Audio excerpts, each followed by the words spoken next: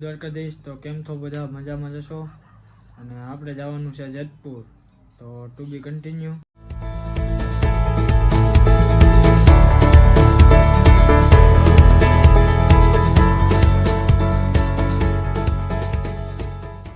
અને પછી આપણે પૂગી ગયા જેતપુર આપણે વિવેકમાંથી પંખાને એવું લેવાનું હતું, તો ત્યાં વિવેકમાં આપણે જઈને કાકાને કહી દીધું કે આ 2 પંખા કાઢી દો અને બેન્ડિયા આપી દો. પછી વયા ગયા અમે સ્ટીલના પાઇપ લેવા, પાર્થાની ઘરે ફિટ કરવાના હતા. તો અને પછી હું મોહિતભાઈ બે પાર્થાની ઘરે સ્ટીલના પાઇપ જોવા ગયા ક્યાં નાખેલા હે. તો મોહિતભાઈ તો પાછો ગાયું જોવો વયો ગયો. તો પછી ત્યાં પાર્થભાઈ ને મોહિતભાઈ બે નિરીક્ષણ કરતા હતા.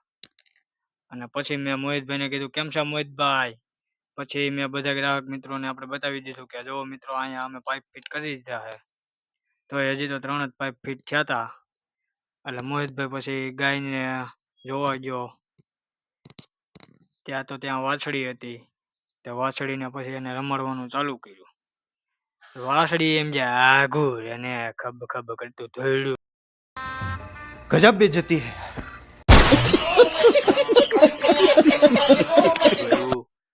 મોહિતભાઈ પછી વાછડીને રમાડતા હતા અને પાર્થાને કીધું તું મૂક ચા.